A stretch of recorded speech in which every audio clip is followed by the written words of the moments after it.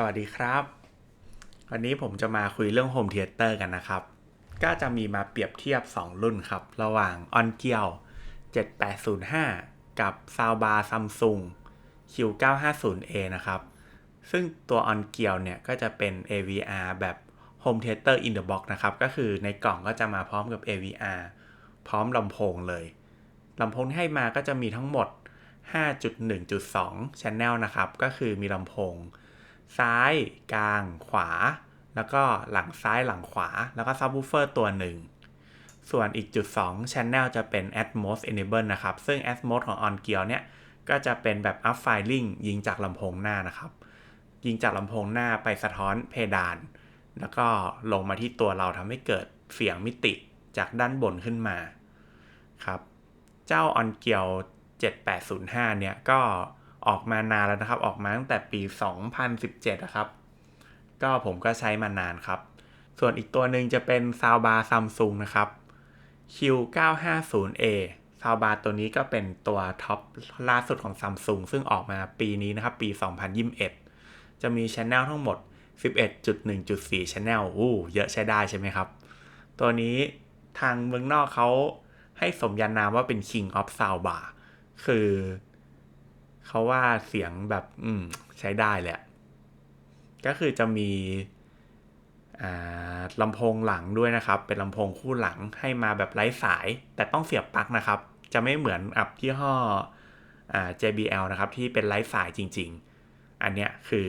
ไร้สายแต่ยังต้องเสียบปลั๊กไฟอยู่แต่ว่าจะไม่มีสายสัญญาณไม่ต้องเสียบสายสัญญาณครับก็คือจะมีทั้งหมด 11.1.4 Channel ก็จะมีตัว Soundbar ก็จะมีลำโพง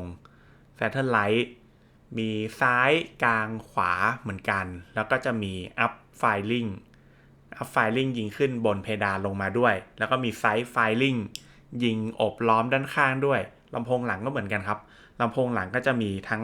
Up Firing ยิงเพดาน Side Firing ยิงอ้อมแล้วก็เป็น Satellite ด้านหลังปกติ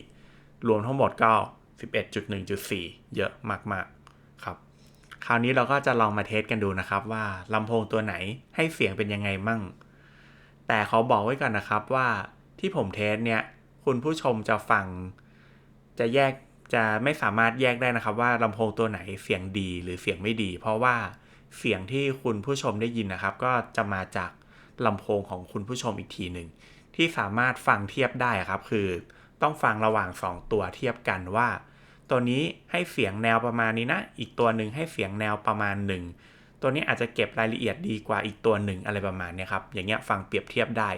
แต่เสียงดีไม่ดีนี่ฟังเทียบไม่ได้นะครับอันนี้ผมต้องบอกไว้ก่อนครับที่วันนี้ผมจะเทสนะครับก็มีอยู่3แบบก็คือแบบแรกแบบปกติเลยคือชุดลำโพง default จากกล่องก็คือ OnGear ก็จะเป็น 5.1.2 จากกล่องเลยแล้วก็ Soundbar Samsung เหมือนกันเป็นตามนั้นเลยคือค่า default เลยและอีกแบบหนึ่งที่ผมเพิ่มพิเศษขึ้นมาก็คือOnGear AVR ครับมันสามารถติดลำโพงเพดานจริงๆได้ผมก็เลยจะลองติดให้ดูว่าระหว่าง Atmos Enable ที่ยิงสะท้อนเพดานมาเนี่ยกับลำโพงจริงๆเลยมันต่างกันขนาดไหนเดี๋ยวเราลองไปดูกันดูครับ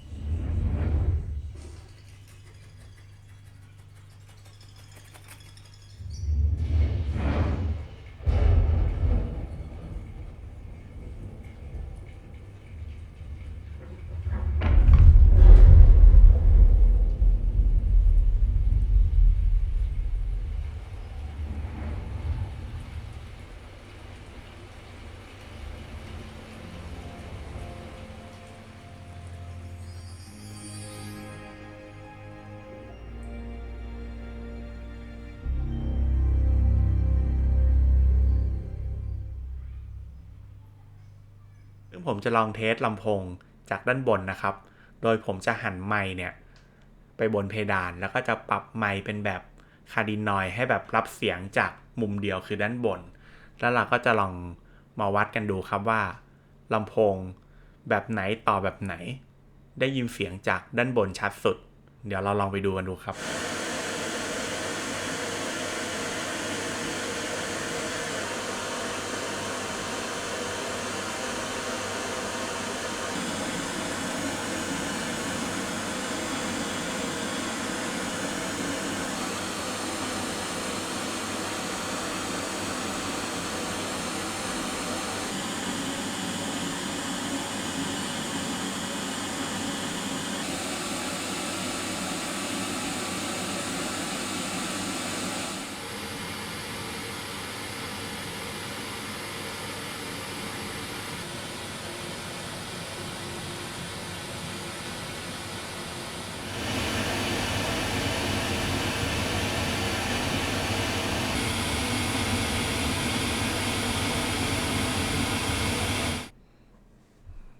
ครับก็มาถึงบทสรุปกันนะครับ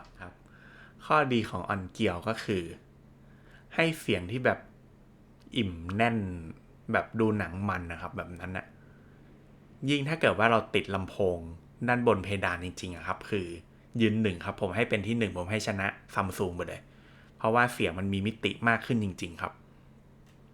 ส่วนถ้าค่า default เดิมๆจากโรงงานผมให้ซัมซุงชนะ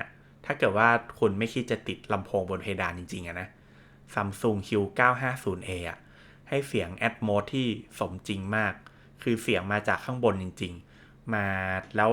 มันมีลำโพงไซส์ไฟลิ่งยิงด้านข้างด้วยครับคือมันให้ความรู้สึกอบล้อมให้ความรู้สึกมีมิติมากกว่าออนเกียวแบบค่าเดิมๆแบบลำโพงเดิมๆออนเกียวผมสู้ซัมซุงไม่ได้ครับ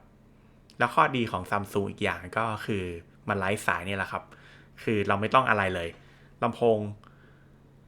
ไอ้ซาวบาร์ตัวข้างหน้าก็เสียบปลั๊กแค่นั้นซับวูฟเฟอร์ก็เสียบแค่ปลั๊กลำโพงหลัง2ตัวก็เสียบแค่ปลั๊กจบไม่ต้องเดินสายเชื่อมต่ออะไรกันให้วุ่นวายสุดยอดครับตัวนี้แต่ถ้าเป็นออนเกียวเนี่ยทั้งต่อทั้งลำโพงหลังลำโพงบนแล้วสายนี่ยาวมากครับสายยิ่งยาวยิ่งรกซึ่งไอ้ลำโพงสายที่แถมมาเนี่ยยาวไม่ถึงด้วยไม่ถึงห้องผมด้วยเพราะผมต้องอ้อมห้องซึ่งระยะสายที่ใช้ทั้งหมดเกือบ80เมตรครับนี่ผมเพิ่งซื้อสายมาซึ่งเดี๋ยวคราวหน้าผมจะมารีวิวให้ดูครับว่าระหว่างสายที่แถมออนเกียวสายเส้นเล็กๆกับสายที่ผมซื้อมาเป็นทองแดงล้วนเส้นใหญ่ดูว่าเสียงจะต่างกันขนาดไหนต้องรอชมดูนะครับวันนี้ก็ไว้เจอกันใหม่ครับสวัสดีครับ